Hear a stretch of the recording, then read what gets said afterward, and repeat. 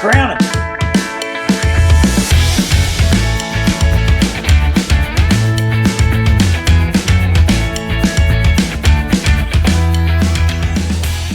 What's up, guys? This is Michael with On the Offside. Today I'm here with Derek and Colby. Unfortunately, Matt can't be here with us today, but we'll give a couple takes on his behalf, just some things he's told us. We'll go ahead and get right into it. We're going to start with a little recap of this weekend. We'll start with college football. Obviously, Bama and Tennessee didn't play, so we don't have as much to talk about with that. But getting into it, starting right off with first, Auburn beat Ole Miss. And Matt was one person that did call that out of all of us, so we missed on that one. I kind of knew it could be a close game, but it did kind of shock me a little bit there. Going on, I think Matt mentioned something about Bo Nix on that. He said that he's the greatest quarterback he's seen in college football, so he wanted us to relay that to you guys. He texted me about it earlier. He's like, I can't be on there to talk about it. But, I knew Bo Nix was going to show out on the big stage. That's why I picked him to win. As an Auburn fan, that he is, I understand where he's coming from there, I guess. But on a serious note, though, Bo Nix got it done with Auburn. Kind of surprised me, to be honest. I'm okay with it. Anytime Lane Kiffin goes down, I'm fine with that. So I didn't get to watch a lot of the game, but I did get to see that where they'd upset them there. So start with Derek. Did you get to see anything on the game? Have anything comment about that? Anything on Matt's part that you'd like to add? No, I think you covered up Matt's part pretty well. He loves Bo Nix. He loves Bo Nix so much. He's his favorite quarterback he's ever seen play. But to Matt's credit, when he called Auburn winning this game, he did say that Bo Nix plays completely different at home than he does on the road. Yep. And Bo Nix played incredibly well. I mean, 22 of 30 passing, 276 yards and a touchdown. I mean, I do think Matt Corral being hurt and not playing 100% may or may not have had something to do with this game. I mean, because his numbers were very unlike himself, 21 of 37 passing with a pick and 290 yards, which is good. But, he got hurt early in the game, kind of battled back. I was kind of shocked he even came back in to play. But, hats off to Auburn. And that's just kind of how the SEC schedule goes. It's a tough environment to go in and win. It's a good program. And so, they got it done at home. So. Yep. Yeah. So, Bo Nix, it's like we said, he shows out at home. Pretty impressive numbers, nothing too sexy. He was efficient through the air. He got 2 tutties on the ground. Tank Bigsby showed out.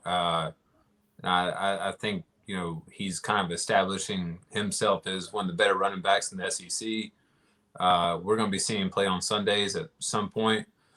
It's just one of those games, like we've talked about, Auburn at home, Bo does show out. Ole Miss and Auburn are kind of in that same category, you just don't know what to expect, but it's a good dub Auburn. So getting on into the next game there, Georgia dominates Florida. Watching that game, Florida, I've never seen a team lose a game in 2 minutes before halftime the way Florida did. It went from potential close game going into the half to done. I mean, not there. And at one point, I actually thought it was going to be like, I think, 17? Was it 24-7 at half, maybe? Something like that. I thought it was going to be 17-7. And then all of a sudden, or 3, whatever it was at halftime. And then all of a sudden, Georgia scored another one before that. And I didn't even get to see that part. I was watching part of the game, looked away for a minute. They scored another touchdown right before the half. But all this happened in like 2 minutes. I think Georgia scored 3 touchdowns. Pretty much ended the game right there. Florida couldn't score on Georgia. I'm not surprised on that part. Giving Colby credit, you did say it was going to be a blowout. So I think we all predicted to be a little closer, but lower scoring still. Like I said, I knew Florida wasn't going to be able to really put up points against Georgia, and they didn't. So, yeah, and I'm looking at the numbers here, else I wouldn't know it. But, yeah, it's like you said, it was 17-0. Or the halftime score is 24-0. And then they got that pick six. So it was 17-0, and then they got that pick 6 with 7 seconds left. So it was 24-0 at half. But, yeah, in the last 2 minutes and 16 seconds, Georgia had 3 touchdowns. So they outscored them 24-0 in the second quarter, and all 3 touchdowns were in the last 2 minutes and 16 seconds. Yep. So, I pretty much quit watching after that because I didn't think Florida had even a chance at scoring 24 points against that Georgia defense. And, they got 7 points in a garbage touchdown with about 3 minutes left in the game. Yep. So it's, Georgia's defense is for real. That's your takeaway from it. And that's been them all season long. Stetson Bennett didn't even do anything like crazy. The running game was good, which you expect that from Georgia, but that defense is going to be the thing that carries them if they do go in the national championship. Yeah. I'm going to be honest with you guys. I was laying on the couch when this game was going on, and I got deep into the second quarter, and score was nothing. I was sitting there thinking, man, my prediction was way off. So gonna be real honest, I passed out, woke up in the fourth quarter, and saw the score, and I was like, wow, that escalated quickly. And, he said, the front seven, that's hard to top. That's one of the better front sevens I've seen in a long time. Stetson Bennett basically just don't screw up. I mean, that's it. That's the offense. Don't turn the ball over. Manage the game. Defense is going to win. You got a really solid run game. So, it's more of the same from Georgia. I'm not worried about them until the SEC championship game. So, kind of more so looking forward to that. Yep. So, like I said, Colby, you got that one right on, and which we all had Georgia winning that. So going on to the next one, I like talking about this one because Kentucky lost to Mississippi State. And you all know, as Tennessee fans, it's just great to see that anytime, especially the week leading into them playing Tennessee. So normally, some teams get mad and bounce back, so I'm hoping that's not the case here. But, I didn't get to watch the game, but I've seen the score. So I don't know, maybe y'all got to see a little bit more on that. But, again, that's all I needed to know. Kentucky lost that one. So I know there were some injuries involved and everything too. But Yeah, and I didn't get to watch the game either. But I think the one thing that surprised me is we've heard so much about Kentucky having a really good defense. And Mississippi State's quarterback was 36 of 39 passing against them. So, I think it gives me a lot of – again, I didn't watch the game. But that's tough. Sometimes numbers don't lie. And, I think it gives me optimism for Tennessee, but I guess we'll talk about that here in a little bit because I think our quarterback plays really good. But, my takeaway from this game is Kentucky's defense isn't necessarily as good as everybody thought it was, and that's kind of, what they live and die by. So. And this is to echo off what Derek's saying. Defense is supposed to be solid. Offense is supposed to be, game management. And that offense did not manage that game at all. I think Lewis threw 3 picks. So, that's tough against a Mississippi State team. And, what we all know of Mike Leach teams is strong defense, right? That's what they're known for. So, I feel like that's good looking into, for UT, honestly. We got a decent enough defense. I'm sure we'll tackle that, once we get there. But, seeing that performance against Mississippi State, you got to be kind of optimistic about that. Oh, yeah. Yeah, definitely. So, like I said, we will get into that. I kind of think wraps it up for college football. With neither Tennessee Bama play, I didn't have a whole lot really to talk about. I will say, just to throw it out there, Ohio State did beat Penn State, which we all predicted. I will say it was a closer game than I thought. So I was just going to mention that because I went on about how Ohio State was just going to dominate. So closer than what I thought, at least with score-wise, but they did still win that game pretty solid. But getting on into the NFL, kind of do a recap. I'm going to start it off. I went from being super happy the Titans swept the Colts, pretty much sealing the division, right? We're lucky the division's trash. So because especially now, sealing the Colts win, and I was thinking I was happy about it, and Henry had, I think, 60-some yards rushing, which wasn't nothing for him. But we also talk about how he affects the passing game as well. And A.J. Brown absolutely went off with 150-some yards receiving, had a touchdown. So it's good to see him like in his groove now. And we're going to need him to stay in that. And we're going to need Julio to get back and join that because, as everybody knows, Derrick Henry's out with foot injury. He had surgery, 6 to 10 weeks, realistically looking more at 8, which is better than out for the season. It was at one point I was thinking could potentially be out for the season. All the memes are Titan season's over and everything. And I was even like, when I first seen that, and it was the shock of a fan of a Titan to see your best player like that go down who has such an impact on your offense and your team. So, I joked with you guys, I was like, season over, but I will say I got to looking at it and we're lucky that we're 6-2 right now. We've beat the Bills, we beat the Chiefs, which I know have struggled a little bit, but was still one of the tougher teams that was supposed to be on the schedule. Seahawks when they had Wilson, some games we were supposed to win. I really wish we'd won that Jets game right now. But we beat the Colts twice, who are second in the division and really the only threat to us in that division. So now we're up on them twice. We have Houston twice left throughout the season. We have the Jaguars and we have the Dolphins. Those are 4 games that should be winnable. It's NFL, so there's never a for sure win. But those are 4 games that the Titans are better than those teams without Derrick Henry, in my opinion. If we win those 4 games, we're 10-7, and we win it. I don't see the Colts getting 10 wins, and we would also be ahead in the division. We go to playoffs. And now if Derrick Henry comes back, especially if he comes back in by week 8, I think that, or in 8 weeks, that'd put him at the last game of the season, which I hope would happen, give him a little warm-up game before the playoffs. It's the playoffs that I'm worried about without Derrick Henry, not so much the season. I mean, I don't think we're going to beat the Rams next week, but we do have some winnable games even other than those 4 I mentioned. So I could definitely see the Titans still hitting a 10-game season as far as wins go. Sucks. Got to move on until he can get back. And, I know we got Peterson coming in. Nichols, I think he's let's hope he steps up and is a running back, a good running back for this. So I think Peterson more came in as kind of that, you got a little bit of a leadership role for those younger running backs. You got, some experience there. I don't, he's not going to be the starter and go off like he could back in the day.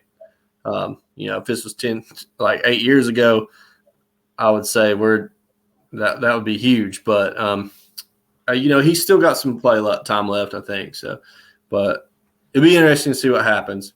Tough loss. But anyway, I didn't mean to go on so long about that, but it's huge for the Titans. But I don't think it's a season ender like everybody's saying for the Titans as well, especially if Henry can be back by the playoffs. I think I'm going to state this. The Titans still go to the playoffs. I may be wrong, but that's going to be my statement for that. Going on to whichever one of you want to start with that one. I thought we were going to let Colby go. Fine, I will talk. But no, I mean, to echo everything you said, and I've been sitting here flipping through the calendar as we were talking about Henry's injury. So if you look at it 8 weeks from Sunday, he would have been able to come back on December 26th, but they played the 49ers on the 23rd. So it's do you really make it less than 8 weeks? Probably not. So, he could come back for the Dolphins and Texans. Those are the last 2 weeks of the season. But I guess we'll kind of see on that. Something that I want to point out, and I agree with you 100%. It's the Titan season isn't over. They've taken care of the team that is their threat in the division. And Ellie, we've got a special appearance from Ellie now. He agrees. But they are the 1 seed in the AFC right now. And I think there is merit to that. And, the way the NFL playoffs are, them having that edge over Indianapolis gives them – they're in the driver's seat for that division. And I think that their defense has started to play tremendously better as the season has went on. I think they've got a really good pass rush. It's getting better.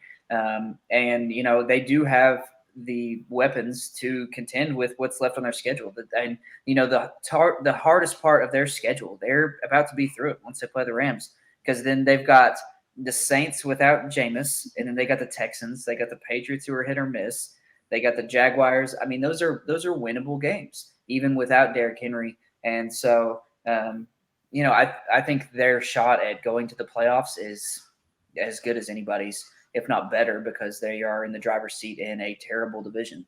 So, yeah. No, and I believe you guys kind of hit all the points right there.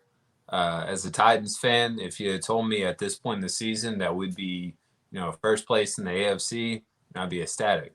It was a weird range of emotions between Sunday and Monday. That was a huge win, massive win.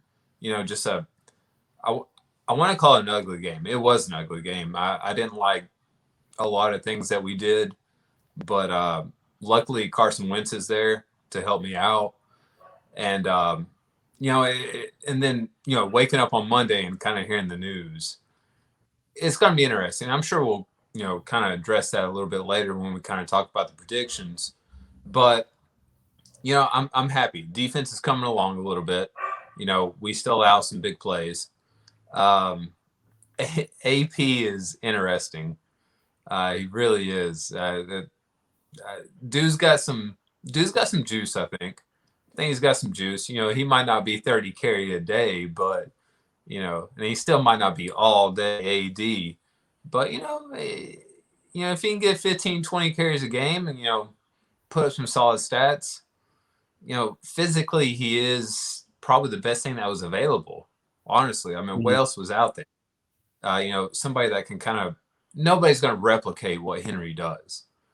But, a 36-year-old AP, he's not going to. But physically, he does fit kind of that mold in a way. So it'll be fun to see. McNichols, I have some hope, kind of a third down back can catch passes. Overall, ugly game on Sunday. Great win. Happy we're 6-2. I can't complain. Henry going down is tough. If you can come back by the playoffs, will be a threat. And what you were saying, Michael, I don't think there's a concern about the playoffs. I knock on wood, what is it, 3 teams in the wild card go into the playoffs? All we have to do is fight off the Colts to win the division. You got 2 games against the Texans, 1 against the Jags. I'm not that concerned. If Indianapolis finishes, above 500, I'll go streaking around the neighborhood. It's not going to happen. He called it. Remind me to stay inside that day. Yeah. Hide your kids. Put out watch. But seriously, the Colts are not going to finish above 5. So, I feel confident with where we're at. I'll leave it at that for now. Agreed. It's a tough one for us with Henry, of course, but I definitely agree with what you're all saying on that too. So, we'll moving along. We'll just go right into Derek. The Panthers, big win, divisional win on the Falcons, a bounce back kind of win for them. Matt, I believe, called that one. Believe it or not, I got to give him credit on that one because we are thinking that the slump the Panthers were in. I believe I'd have to double check on it from last week, but I know I was on it. It was iffy because it's still the Falcons. I mean, it's not, but overall, I mean, a divisional win when you've been struggling. Defense looks good. Defense is going to still win you some games. I think you got to get dialed in still on some things on offense. But, that's really my take from that. Defense looked good. Divisional win. They're going to win you some games. Yeah, this is my long-winded segment. We did not look good. It was an ugly win. It was a win against Atlanta in Atlanta, and that is typically our kryptonite. Darnold didn't look good. Now he's concussed. Hubbard didn't really. He did okay. He didn't do anything great.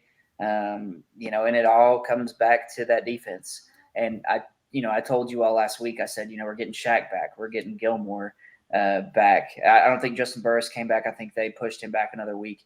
But Shaq and Gilmore both had picks. So just talking about how good this defense can be when we're healthy is it can be we can be downright scary. Now, granted, the Falcons didn't have Calvin Ridley. He was out for personal reasons. Hopefully he gets that resolved, whatever's going on there. But, we held Kyle Pitts to 2 catches for 13 yards. And Kyle Pitts is a special talent. And I saw something. It was the lowest amount of yards net for Matt Ryan in his career this week. Wow. And so it's like this defense can be very good. This defense can help us win games. I mean, all we did was kick field goals. All we did was kick field goals for the first half. And so, it's an ugly win, but it's a win in the NFL. We didn't even score a touchdown to the fourth quarter and got that dub. So. No, and what Derek's saying is true. 19 points against the Falcons, it isn't something to write home about, but there were some positives. I mean, that's not a horrendous offense. Defense looked good. Great seeing the veterans come back. Shaq, Gilmore, producing first game back. That's awesome. One thing that I do want to address, kind of the one subject in this game, and something that Derek and I have been talking about is mobile quarterback. Darnold, this year, just efficient. What was it? He put up 66 yards against Atlanta on the ground. I don't want to say that's a weapon, but that's nice to have, especially when you have McCaffrey down. And trust me, I suspect once McCaffrey comes back, honestly, just for the Panthers' sake, hopefully those yards go down per game. You don't want him carrying 8 times a game, but he didn't screw up, and ultimately that's all it took. That is all it took to win that game is don't mess up. So good dub, for the Panthers just to get back on track. If they can ride it out till McCaffrey comes back, we're gonna see a playoff push. Yeah, which we should see McCaffrey back this week.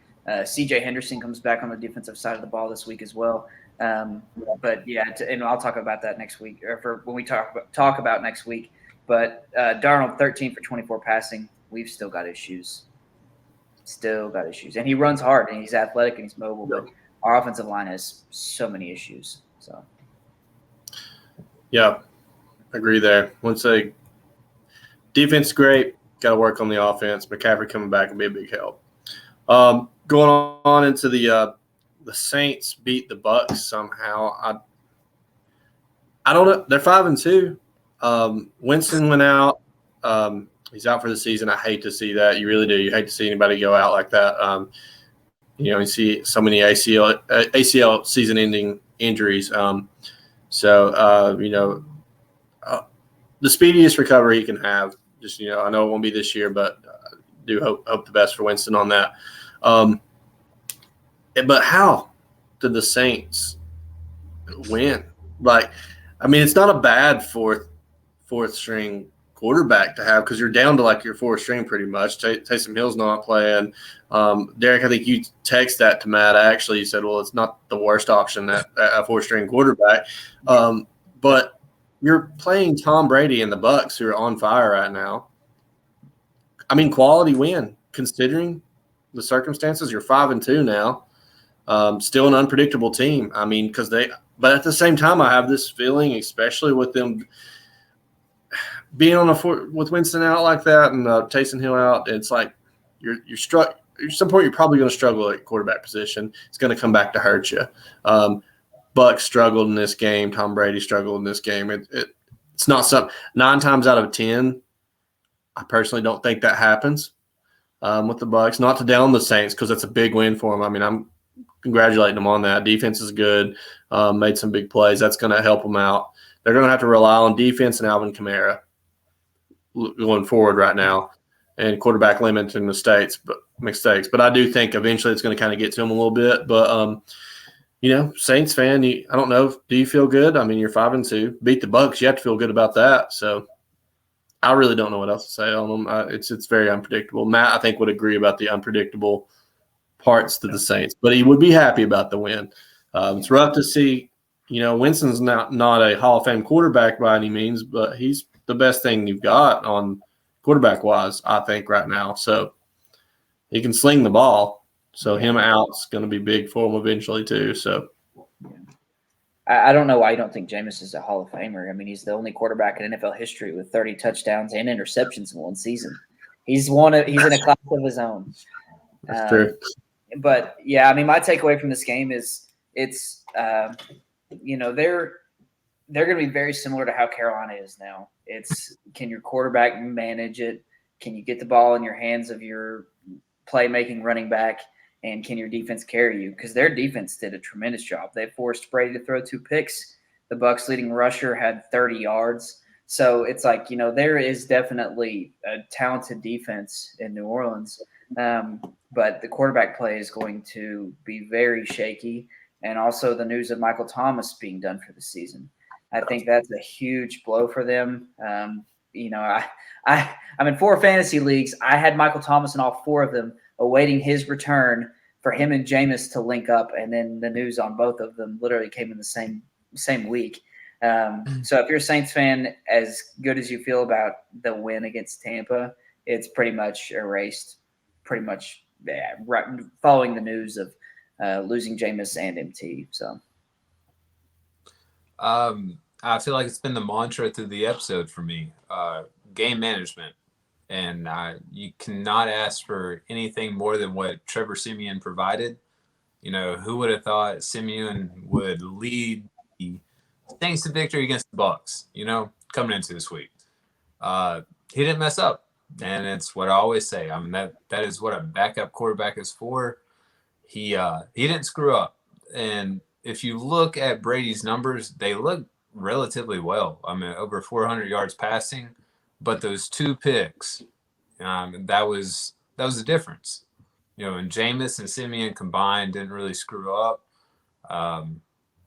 As far as going forward, different story. You can't keep doing this every week. I think eventually Taysom Hill, will be the starting quarterback.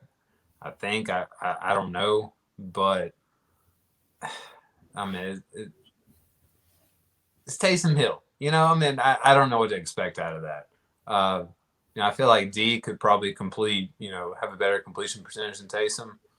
But, here, Alvin, go for 5 yards. Don't go behind the offensive line. I can't see. That'd be it, pretty much. That'd be the offense. But overall, good dub by the Saints. Honestly, facing adversity against arguably the best team in the NFC, top 3 at the very least. Getting that dub in division, wonderful. Facing all the challenges that they did. It's just looking forward. Who the hell knows what to expect? Honestly, it's going to be tough. No, I definitely agree. It's been how I've been on the Saints all year, though. It's like, I don't know what to expect. But I think we'd all give it to them on this one. That was a big win. Good win. So I think it's got it for kind of the recap on this past weekend. Just like everything else, we got to move forward. So it's my motto to Titans fans. Let's move forward for now. See where we can go. But moving forward, we'll go ahead and kind of get into college football a little bit. Bama has got LSU. I want to say with everything in me that Bama is going to easily win that game. I do think Bama wins that game.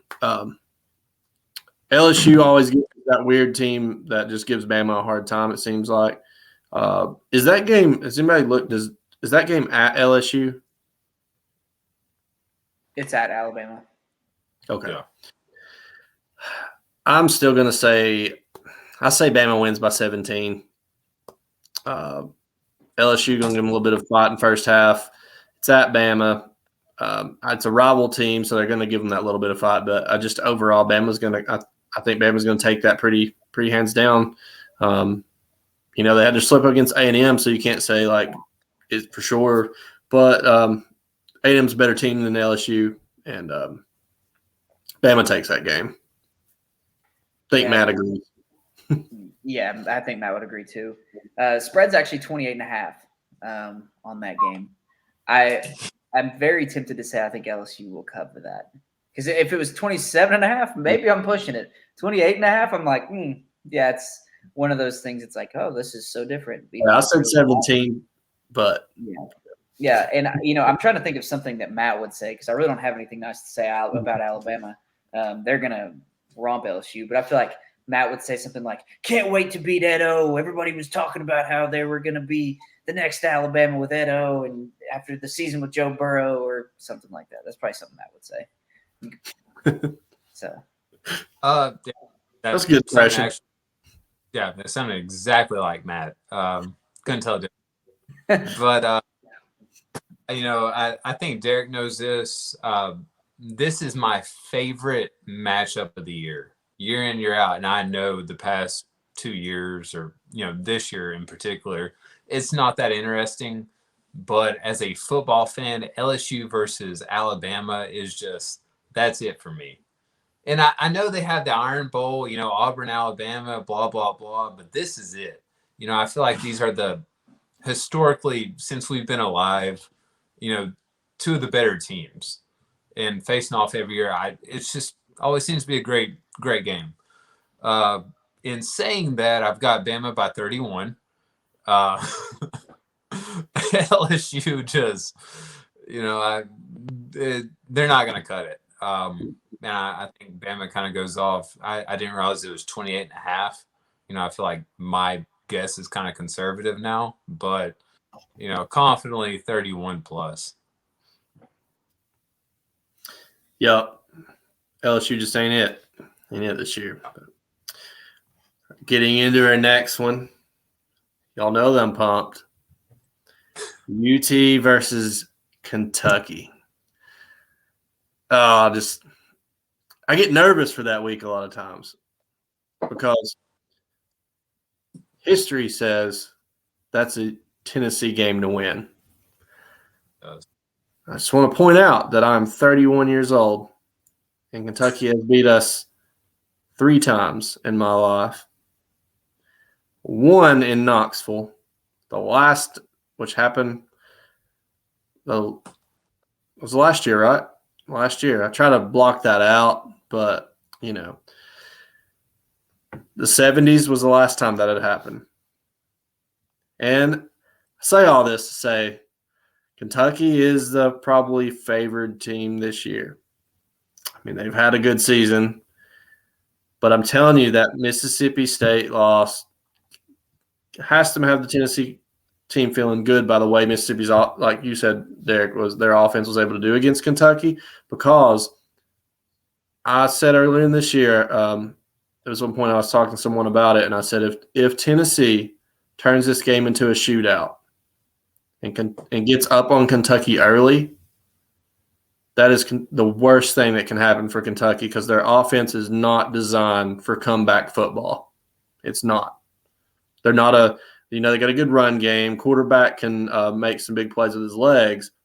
That worries me a little bit, but that always worries me with Tennessee's defense is if there's any quarterback that can actually run the football at all. But so there's some worries on the defensive side for Tennessee. But and I know that Tennessee's the underdog, but I'm going to predict Tennessee to come out on top of this game by 3 points. Right. Okay. I think if Tennessee can get out early and really establish that, and Kentucky, I'll throw this out there. I do know it could work to the advantage for Tennessee. There are some injuries on defense for Kentucky, and in a defense that also just come off of a rough game against Mississippi State. Tennessee's has a good offense. I mean, even against Bama, they show they can sling it. Ran out of gas kind of late in the game, but Tennessee has a good offense, and I'm gonna go with them on this one. Maybe I'm a little biased. It's hard for me to pick Kentucky against Tennessee, so I'm gonna pick them. I'm gonna say Tennessee takes this game. Yeah. So I'm looking at the spread right now. It's completely even as it stands at this moment. It's completely even. And they may have adjusted. What? Sorry. They may have adjusted some too for injuries. I don't know if that's. And it may have.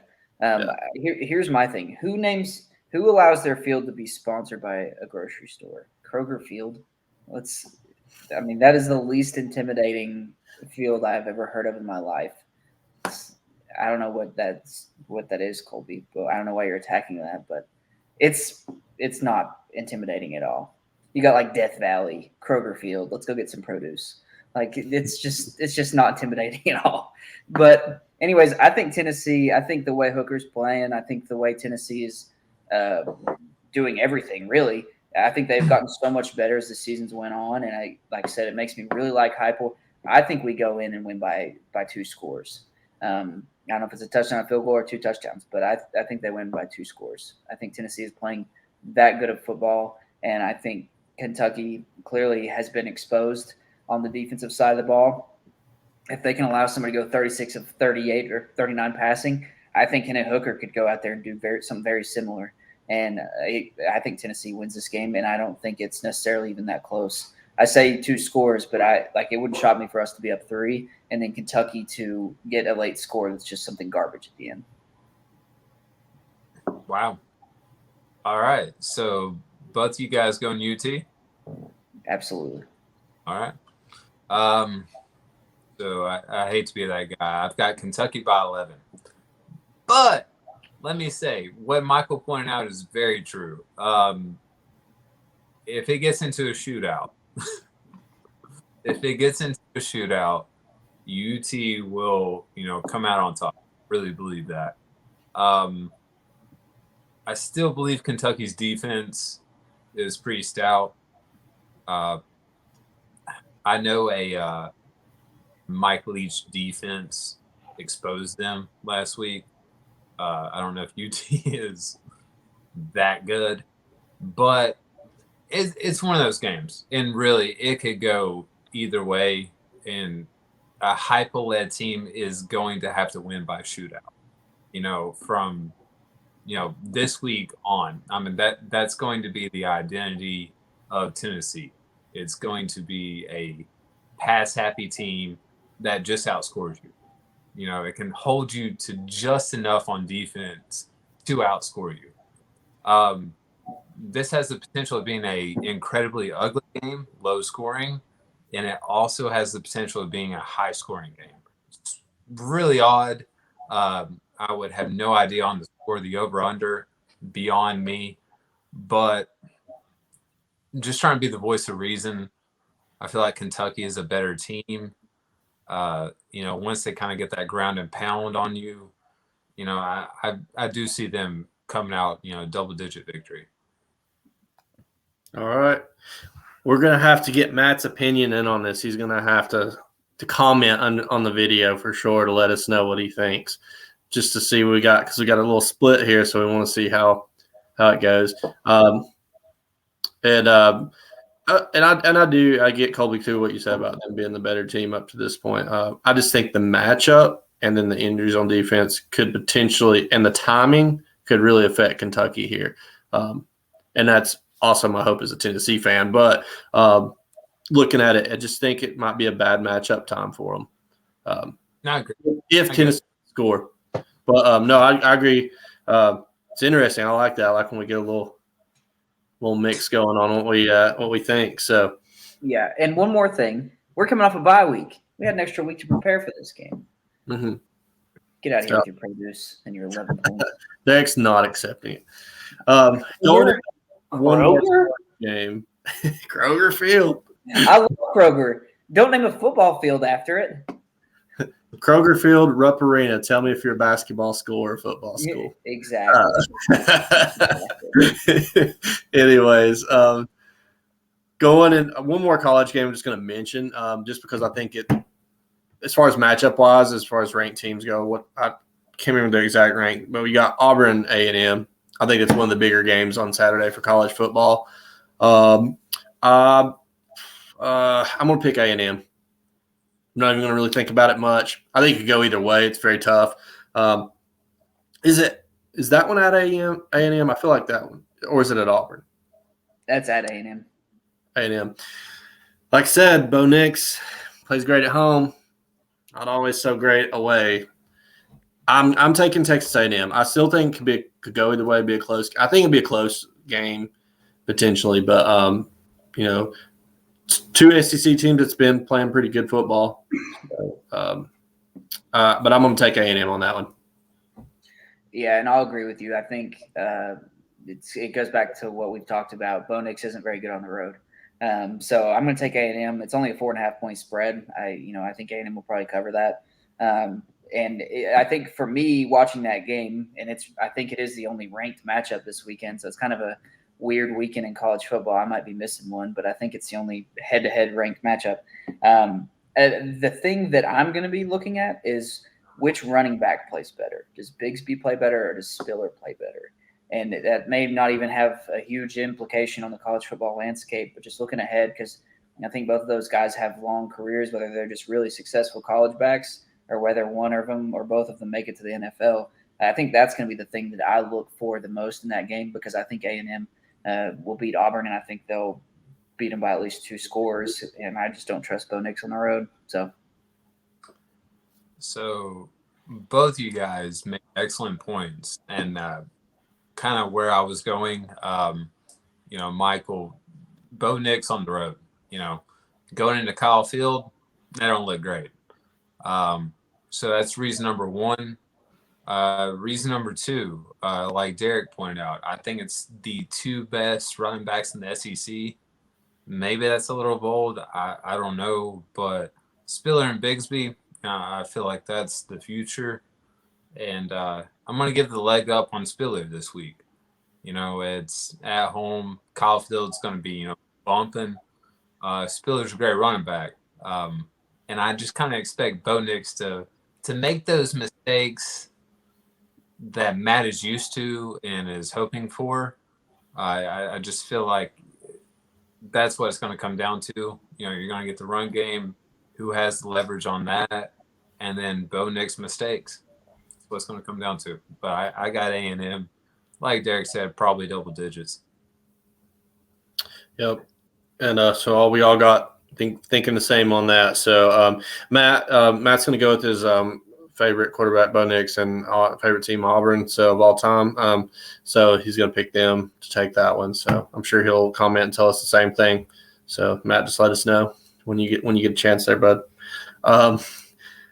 So I think that's kind of really it to look out for college football right now. There'll be some other games, some prediction we'll get into later on here. But moving on to the NFL, we'll talk about all of our teams here. Saints and Falcons. It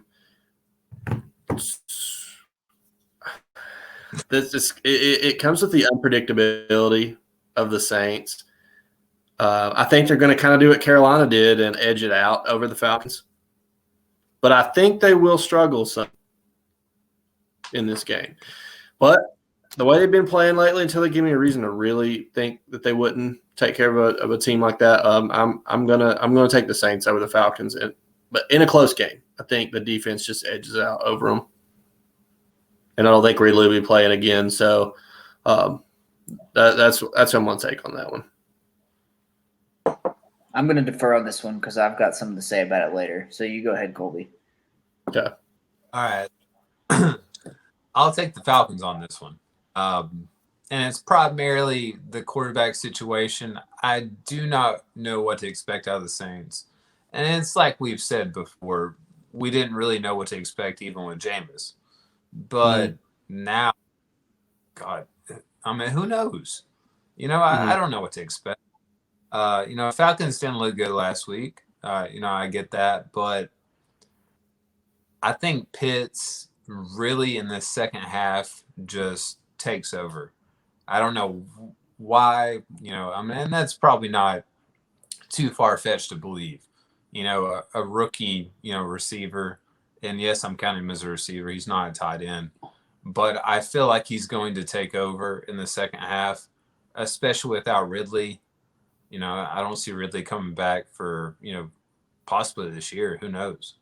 So really, it's going to come down to Kyle Pitts and, the great Cordero Patterson for the Falcons offense. And honestly, I don't know why. I don't have rhyme or reason behind this. I just see the Falcons winning. I've got them by 4. All right. Of course, they're deferring on this one.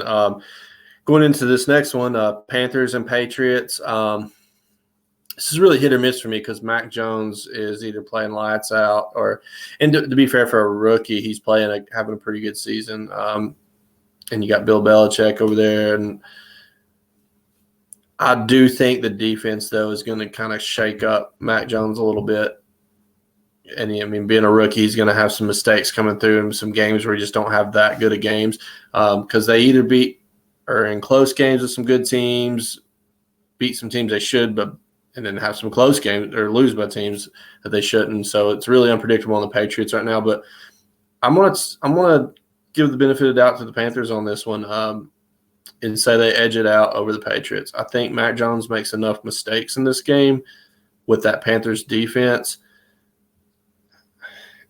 It all depends on this offense, how they can respond. But, that's the only thing. That's the worst thing about the Panthers is that offense right now without McCaffrey. But I'm going to still give the edge out to the Panthers. Very iffy game for me, but that's what I'm going to say. Yeah, I'm going to say, and this is a weird prediction, so buckle your seatbelts, ladies and gentlemen. It's not that weird. I think because Christian McCaffrey is questionable, but he did practice today. So he should be playing this week. All indications are pointing towards go. I'm going to say if Christian McCaffrey plays, we win. I'm going to say if Christian McCaffrey doesn't play, we lose. And I say that because I highly doubt Sam Darnold plays. And I think P.J. Walker will need somebody like McCaffrey in the backfield to kind of, hand the ball off to, give checkdowns to. And I'd say without, him, I just feel like the offense is missing that next gear that they need, especially considering we'll be using a backup quarterback.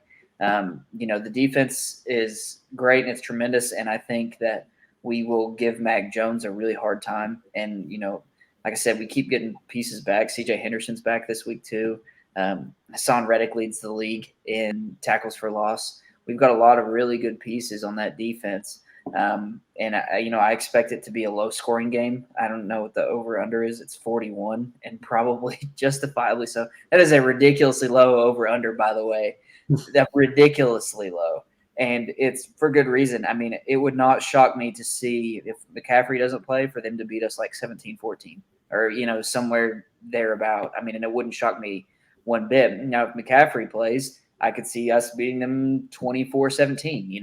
It just kind of depends on, what happens with McCaffrey because our offense is missing that extra gear. And when you're using a backup quarterback, P.J. Walker has not looked good in limited action this year. I think I talked about his numbers, and he was like 3 for 14 when he came in for Darnold against the Giants. Yeah. And it's, we need him to be successful long-term and short-term.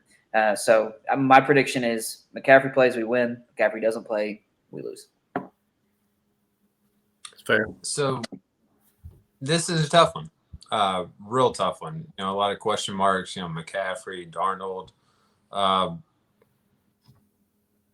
don't like it, but I'm gonna have to go with Bill Belichick and Mac Jones. And 1 point. That's what it's gonna be. They're gonna win by 1 point. It comes down to, and I don't know if you guys have been catching on, but it's about game management.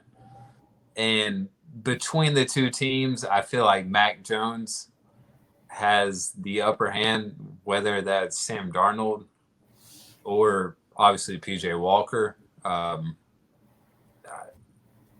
think whoever the quarterback is for the Panthers, I'm sorry. I think the Panthers defense is going to be all over Mac Jones all day. I really do. So that's going to be interesting. But Damian Harris has looked good. So, we'll see. But too many question marks on the Panthers end. Defense, sure enough, looks great. But just because the offensive question marks, I'm going to take the Pats, 1 point. Sure. Yeah, it's going to be mixed there. So I kind of expected that. So, moving right along, Titans, Rams. Titans, no Derrick Henry. The defense shaky at times. Rams look great. just added on Von Miller. They look good. The Rams just look good. With Derrick Henry, it's still been one of those toughest game of the season potentially. I think the Rams win this game. I hate to say that as a Titans fan, but especially without Derrick Henry, I'm not. But at the same time, I expect that for the Titans on this one. But I do expect some fight from the Titans. I expect something to show that, hey, we're not going to give up on this season. So even though we're facing the team that we are, I expect fight out of the Titans, but the Rams, I got them winning this game. You go ahead, Colby. I'm looking up something. All right, I got it. So, yeah, I don't think it matters whether or not Henry's there or not. We knocked off, two of the top teams. I'm counting the Chiefs in that. I know. But, knocking off the Bills and the Chiefs, was big. But I never thought we'd get past the Rams, even with Henry, even with a big game from Henry. But subtract him, add Von Miller. It's scary. I'm not looking forward to this game. I'm not. It's terrifying. It truly is. I have no idea what that backfield situation is going to look like for the Titans. And I trust Ryan Tannehill. He's not the guy that screws up. I expect A.J. Brown. You know what? I really don't know what to expect out of A.J. Brown. I'm sure he's got Ramsey shadowing all over him. So there's a lot of things going against the Titans in this one. And I'm okay. I'm okay with punting this game. I really am. As long as I come out of this game with no major injuries, knock on wood, I'm okay with whatever the result is. I truly am. Just move on. Focus on winning that division. I've got the Rams winning. Obviously, it could be double digits. I'm just going to say 6. That's a very conservative guess, but I've got to win them by 6. Hopefully the defense kind of holds them down a little bit. They've looked a little bit better here recently, but we're looking at one of the better offenses, possibly we've seen in a long time. Stafford, potential MVP candidate. That receiving core looks great. Darrell Henderson's very solid running back. So, yeah, I've got Rams by 6, and it could be much worse. Spread 7.5. So are you gonna take the Titans on that? I guess. I don't want to.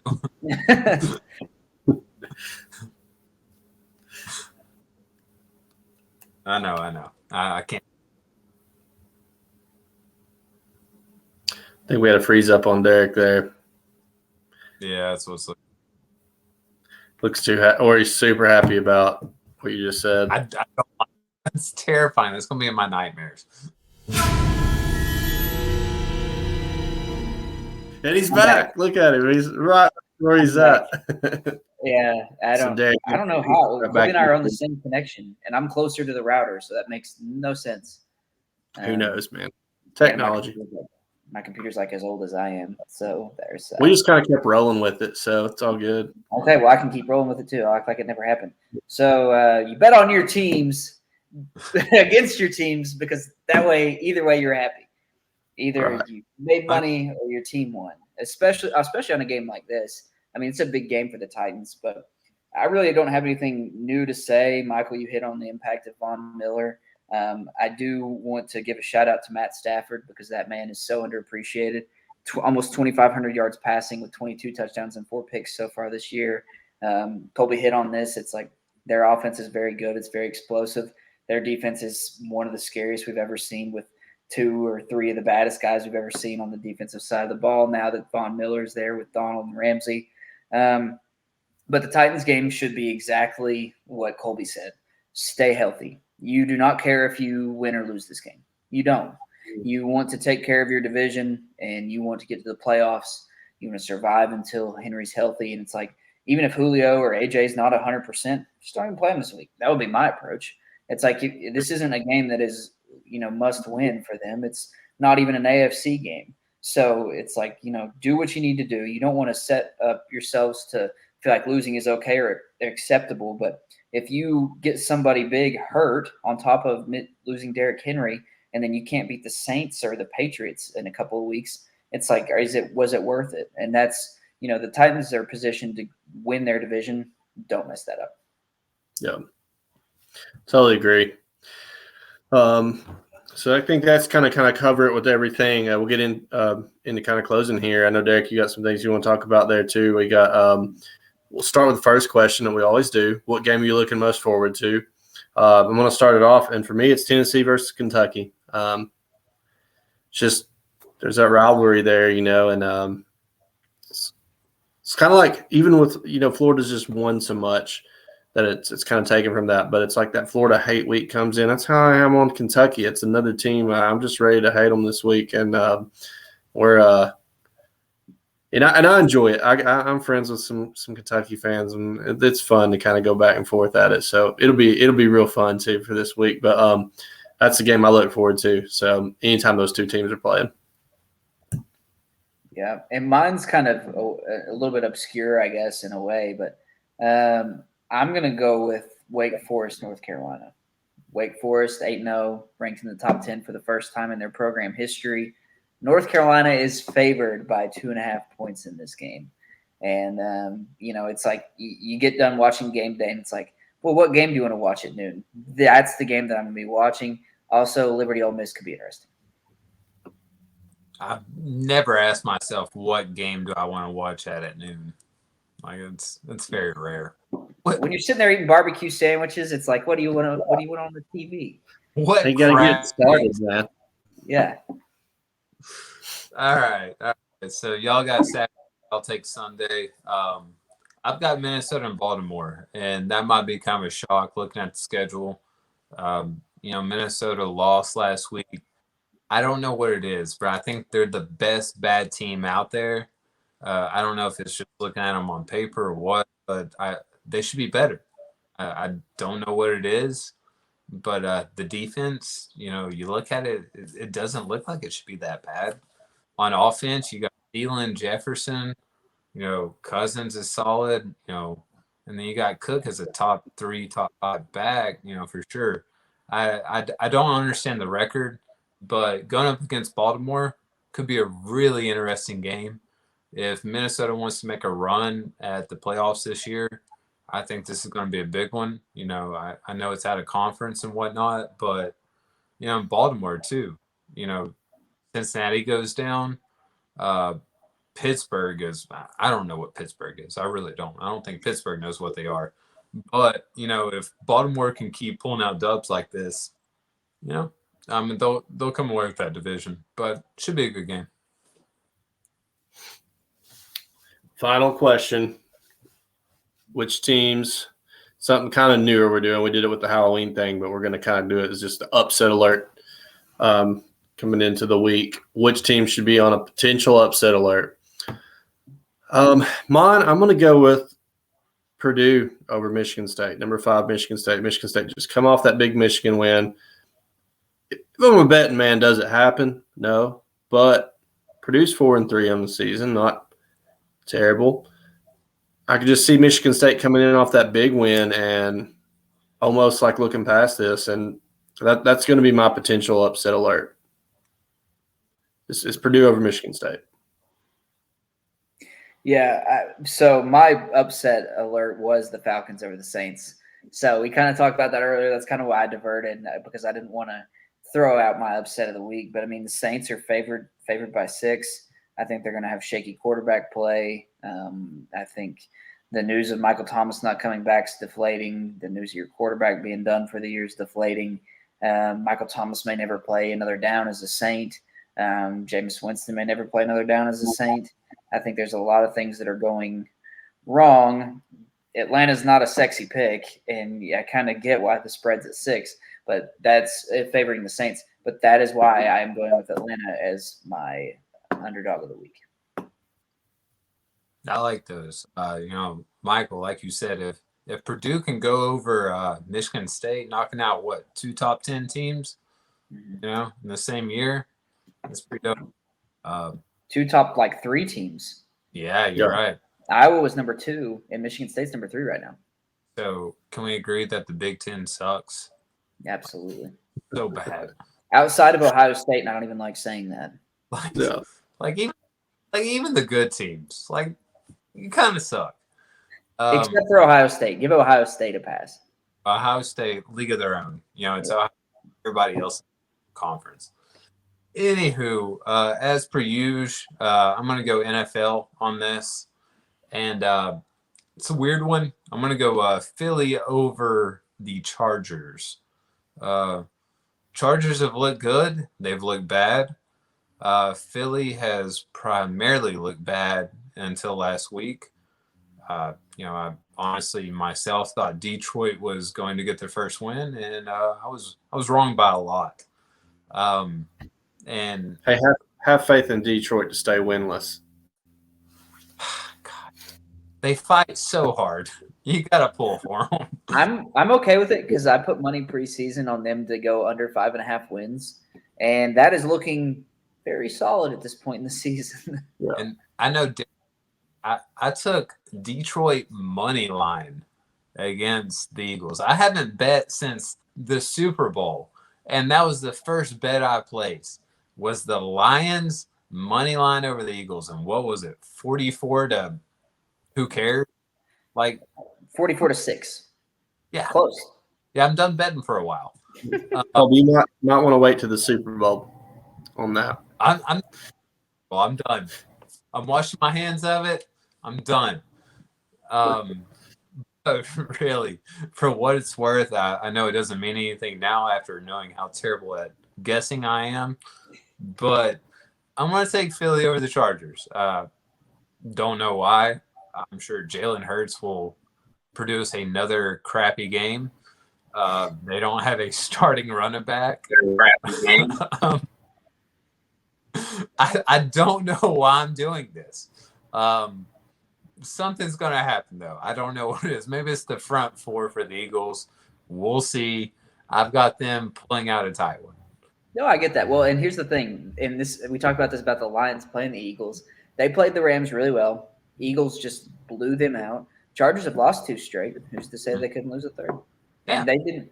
I mean, they got blown out by the Ravens, and then so I like it. Yeah, we'll see. All right, some interesting picks. Matt, comment yours whenever you do see this. We'll make sure Matt's in on the comments on these. So then it kind of about wraps it up for this week here. We got some new things going to be coming eventually for you guys. I've kind of been doing the Monday Morning Blues. Been in talks of doing some NFL predictions. Get that posted over the weekends. I don't know if that's going to start this weekend or the upcoming, but we do have some new stuff for you guys. Make sure you like and subscribe, stay with us, keep up with us, and interaction too. Like comment on some of the things you think. If we like when we get the comments and shares and people thought about the takes and everything on that as well. So feel free to comment. One thing I like about us, we all got a variety of teams we like too. So it's welcome to anybody. So and then get into it. Derek's usually our inspirational speaker. I don't know if he's got an inspirational quote for you. I've got one. Whenever you're ready. I don't know if everybody's ready for this. Derek, send it off with the inspirational quote at the end of this. All right. Buckle your seatbelts, ladies and gentlemen. Don't ever, for any reason, at any point in time at all, ever name your football field after a grocery store. Hey. I agree with that one. I just came up with that one. That's great. That's the best one, I think, so far. It's got to be. Probably.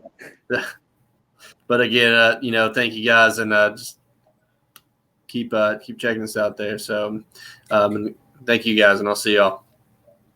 Peace.